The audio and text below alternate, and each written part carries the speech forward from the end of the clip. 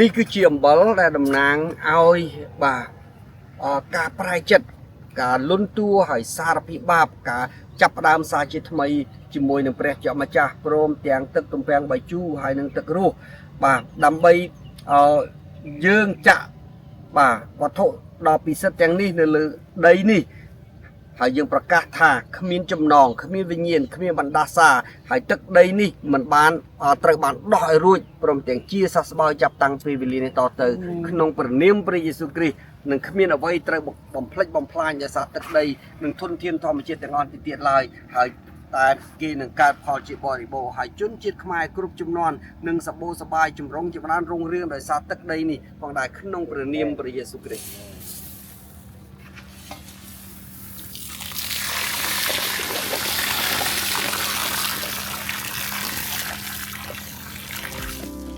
ថ្ងៃនេះជួបក្រុមគុំបានយកអមថ្មី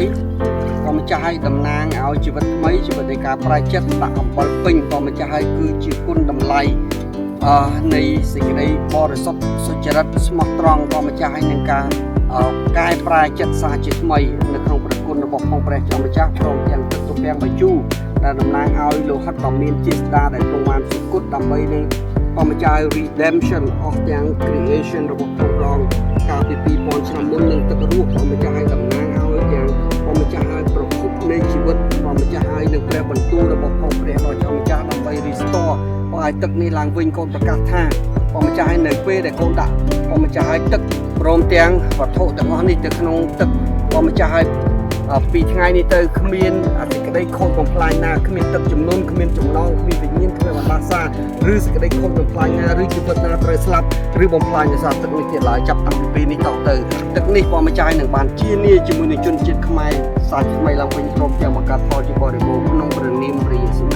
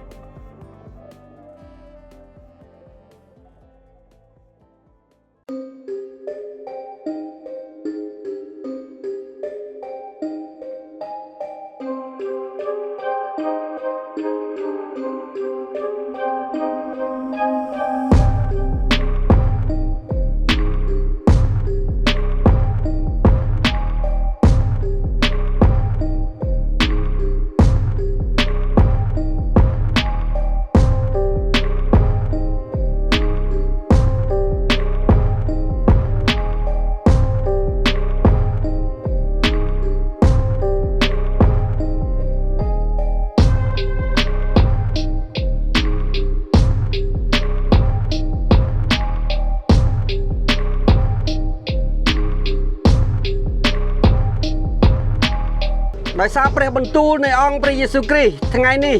យើងបានយកក្អមថ្មីដែលតំណាងឲ្យជីវិតថ្មីបាទដាក់អំបិលដែលតំណាងឲ្យភាពស្មោះត្រង់សេចក្តីបរិសុទ្ធព្រមទាំងការកែប្រែចិត្តព្រមទាំងទឹករស់ តំណាងឲ្យព្រះបន្ទូលរបស់ផងព្រះតំណាងឲ្យការទ្រទ្រង់នៃសភាវៈនៃការទ្រទ្រង់ជីវិតព្រមទាំងឈាមតំណាងឲ្យលោហិតដ៏មានចេស្តារបស់ផងប្រងមកដាក់នៅកណ្ដាលទន្លេមេគង្គនៃខេត្តប្រជែនេះបាទហើយយើងប្រកាសនៅព្រះបន្ទូលព្រះអង្គថាចាប់តាំងពីវេលានេះតទៅបាទទឹកដីនេះនឹងបង្កើតផលជាបរិបូរណ៍ទាំងទឹកទាំងដីទាំងព្រៃព្រឹក្សាព្រះម្ចាស់ឲ្យនឹងមានជលផលជាបរិបូរណ៍ផ្សោតកើតកូនជាបរិបូរណ៍ទឹកទន្លេព្រះម្ចាស់ឲ្យមានភោគផលជាបរិបូរណ៍គ្មានទឹកជំនន់ព្រះម្ចាស់ឲ្យដែលត្រូវបំផ្លិចបំផ្លាញគ្មានការប្រែប្រួលអាកាសធាតុឬក៏គ្មានអ្វីដែលត្រូវខូចត្រូវអាក្រក់ឬត្រូវស្លាប់ដោយព្រោះទឹកនេះទៀតឡើយក្នុងព្រះនាមព្រះយេស៊ូវគ្រីស្ទអាមែន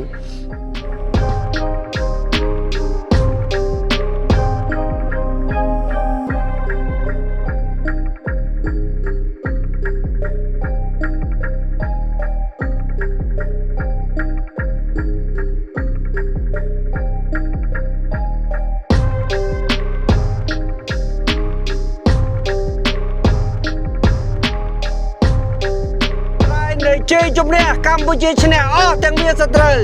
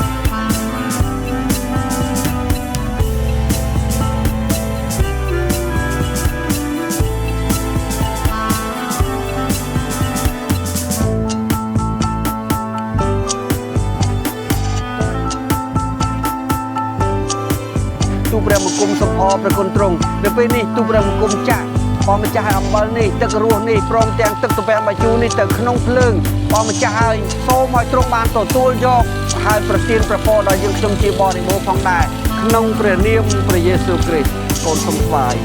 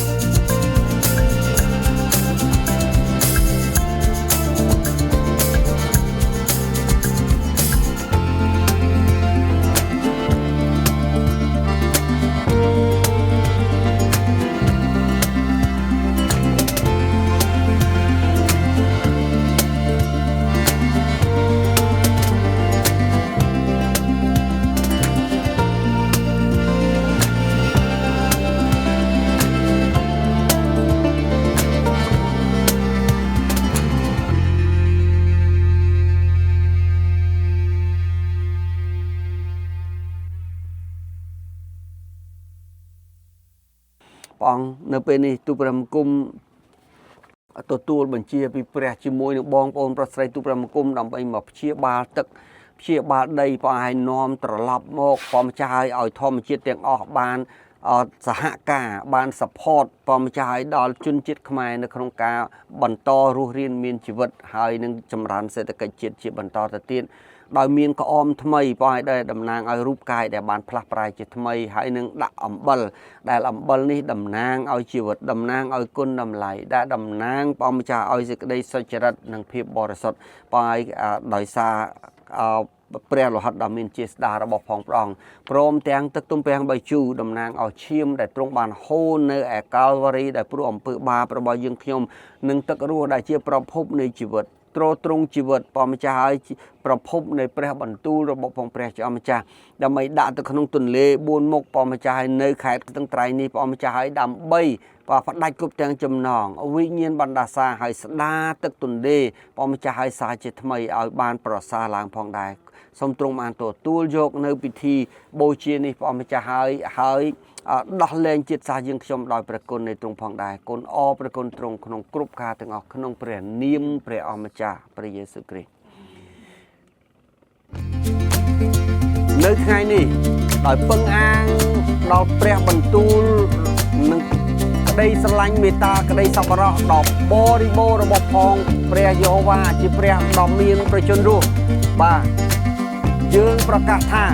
នៅពេលដែលក្អមថ្មីដាក់អំបិលព្រមទាំងទឹកទំពាំងបាយជូរតំណាងឲ្យលោហិតរបស់ផងប្រងនិងទឹករស់ដែលតំណាងឲ្យការទ្រទ្រង់ជីវិតព្រះបន្ទូលរបស់ផងព្រះដ៏ជាម្ចាស់បានដាក់ចុះទៅក្នុងទន្លេនេះនៅពេលណាសូមឲ្យគ្រប់ទាំងចំណងវិញ្ញាណបណ្ដាសាត្រូវបានដោះឲ្យរួចហើយសូមឲ្យគ្រប់ទាំងធម្មជាតិទាំងអស់ត្រឡប់មកជាមេត្រីនិងជនជាតិខ្មែរនិងទឹកដីខ្មែរហើយគ្រប់ទាំងដីដែលហិលដីដែលមិនបង្កើតផលក៏អត់ត្រូវបានត្រឡប់មកដោយដើមវិញមច្ឆជាតិមានជាបរិបូរណ៍ចាប់តាំងពីទន្លេធំរហូតដល់ស្ទឹងបឹងបួបបាយព្រមទាំង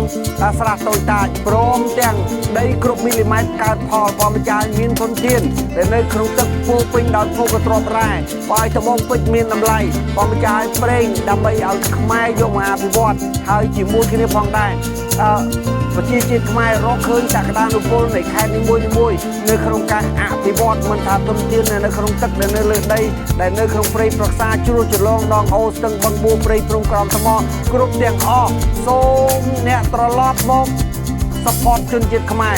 សេដ្ឋកិច្ចខ្មែរឲ្យធ្វើឲ្យខ្មែរបាន prosper សាជាថ្មីម្ដងទៀតត្បិតខ្មែរបានលន់តួបាបនៅចំពោះព្រះបានទានាជាមួយនឹងព្រះដ៏ជាម្ចាស់បាទហើយនៅថ្ងៃនេះផងដែរក្នុងព្រះនាមព្រះយេស៊ូវគ្រីស្ទយើងប្រកាសថានៅពេលដែលក្អមថ្មីនេះបានដាក់ចុះទៅក្នុងទន្លេនេះនឹងគ្មានជីវិតណាបាទឬសេចក្តីបំផ្លាញណាដែលកើតឡើងដោយសារទឹកទន្លេបាទឬមិនបង្កើតផលទៀតឡើយក្នុងព្រះនាមព្រះយេស៊ូវគ្រីស្ទ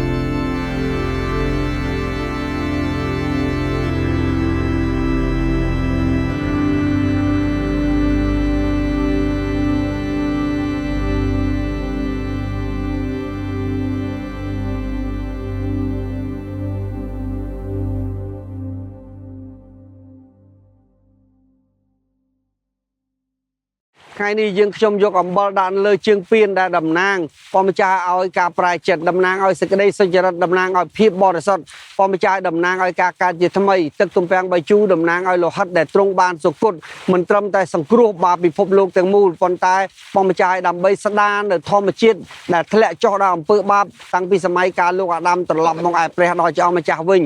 ព្រមទាំងទឹករស់តំណាងឲ្យប្រភពនៃជីវិតទ្រទ្រង់នៃជីវិតព្រះម្ចាស់ឲ្យតំណាងឲ្យព្រះបន្ទូលរបស់ផងព្រះជាម្ចាស់បានចាក់នៅលើទាំងទឹកទាំងដីនៅក្នុងខេត្តរតនគិរីនេះដើម្បីផ្ដាច់គ្រប់ទាំងចំណងគ្រប់ទាំងវិញ្ញាណគ្រប់ទាំងបណ្ដាសាព្រះម្ចាស់ឲ្យ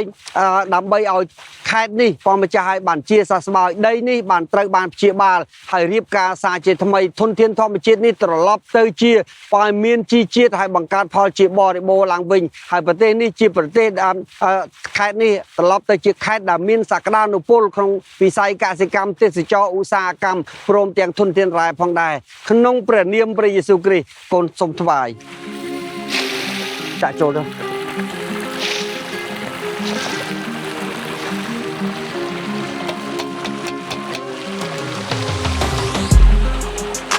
អូខេទីភ្នំត្រែ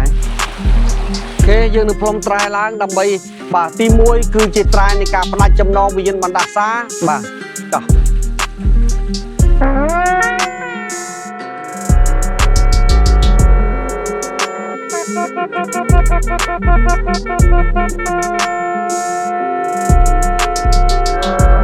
បាទត្រែទី2គឺជាត្រែ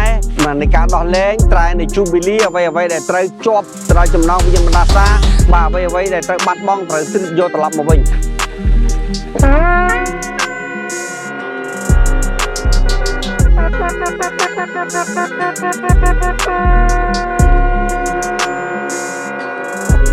បាទត្រែទី3ត្រែនៃជ័យជំនះចាប់តាំងពីថ្ងៃនេះតទៅកម្ពុជាធ្វើជាក្បាលមិនមែនជាកន្ទុយឲ្យគេខ្ចីហើយម្ល៉េះជ័យពីគេវិញឡើយគ្រប់ទាំងព្រះពរជារបស់ខ្មែរ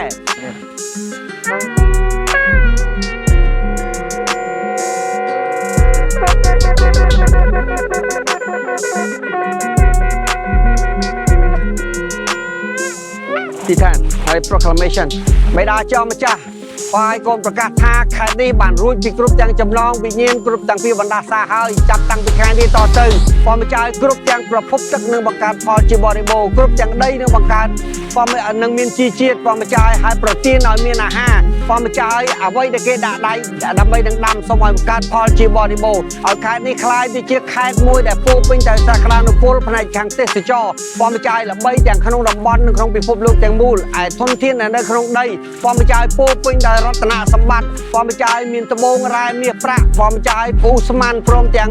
ប្រេងជាបរិបូរណ៍ឥតខ្វះខាតអ្វីឡើយបាទកម្ពុជាចាប់តាំងពីខែនេះតទៅធ្វើជាក្បាលមិនមែនជាកន្ទុយឲ្យគេខ្ចីមិនដែលខ្ចីពីគេវិញឡើយគ្រប់ទាំងជង្រុកនៃសេដ្ឋកិច្ចខ្មែរនឹងពោពេញដោយព្រះពរនឹងរត់តាមជនជាតិខ្មែរនៅពេលដែលដើរចូលហើយរត់តាមជនជាតិខ្មែរនៅពេលដែលដើរចេញទៅអស់ទាំងសត្រូវដែលទាស់ទទឹងនឹងជនជាតិខ្មែរផ្លូវមួយវានឹងវិនិច្ឆ័យទៅនៅផ្លូវ7ហើយអ្នកណាដែលដាក់បណ្ដាសាខ្មែរវានឹងត្រូវបណ្ដាសាតែអ្នកណាដែលឲ្យពរជនជាតិខ្មែរជនជាតិនោះនឹងមានពរជាបរិបូរណ៍ផងដែរក្នុងព្រះនាមព្រះយេស៊ូវគ្រីស្ទអាមែន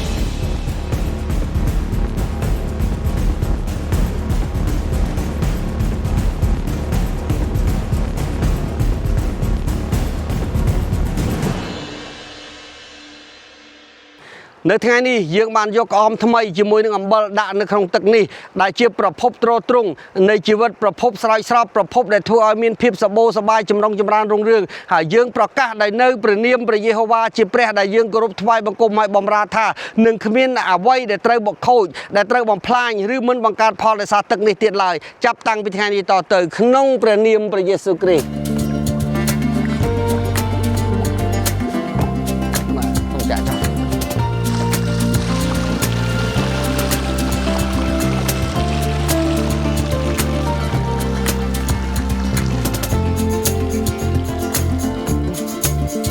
ព្រះបិតាជាអម្ចាស់ថ្ងៃនេះយើងខ្ញុំទាំងអស់គ្នាជាពួកបរិសុទ្ធបើតំណាងឲ្យជនជាតិខ្មែរគ្រប់សម័យកាលគ្រប់ជំនាន់ចាប់តាំងពីការកកើតទឹកដីនេះព្រះម្ចាស់បានលន់តួឲ្យ dedicate ទឹកដីនេះសារជាថ្មីគឺទឹកដីកម្ពុជាទាំងមូល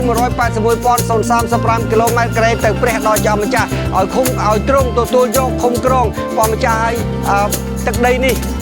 ដោយសារអំណាចបច្ចេស្តារបស់ផងទ្រង់ព្រះម្ចាស់ឲ្យព្រមទាំងប្រោះប្រទានឲ្យទឹកដីនេះស្ថិតនៅក្រោមការឃុំក្រងរបស់ផងម្ដងហើយសូមនឹកចាំពីជនជាតិនេះព្រះម្ចាស់ឲ្យដែលប្រោះប្រទានឲ្យទឹកដីភ្លើងខ្យល់ព្រះម្ចាស់ឲ្យគឺទាំងទឹកទាំងដីព្រះម្ចាស់ឲ្យទាំងព្រៃព្រឹក្សាជ្រោះជ្រលងដងអូស្ទឹងបឹងបួព្រៃភ្នំក្រុមថ្មធនធាននៅក្នុងទឹកនៅក្នុងដីនៅក្នុងព្រៃព្រឹក្សា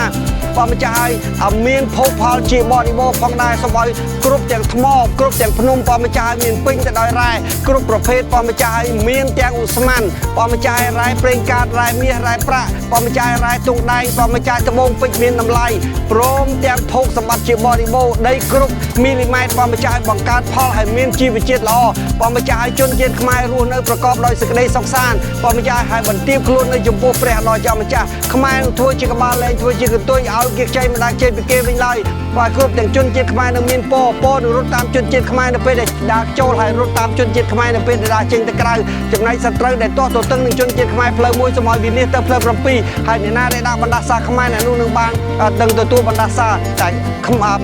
អ្នកណាដែលឲ្យពរខ្មែរអ្នកនោះនឹងមានពរក្នុងគ្រប់ការទាំងអស់បិទខ្មែរជាកម្មសិទ្ធិរបស់ផងព្រះគ្រីស្ទខ្មែរនឹងរីកចម្រើនខ្មែរនឹងសម្បូរសប្បាយខ្មែរនឹងរុងរឿងចាប់តាំងពីវេលានេះតទៅអាមែនអាមែន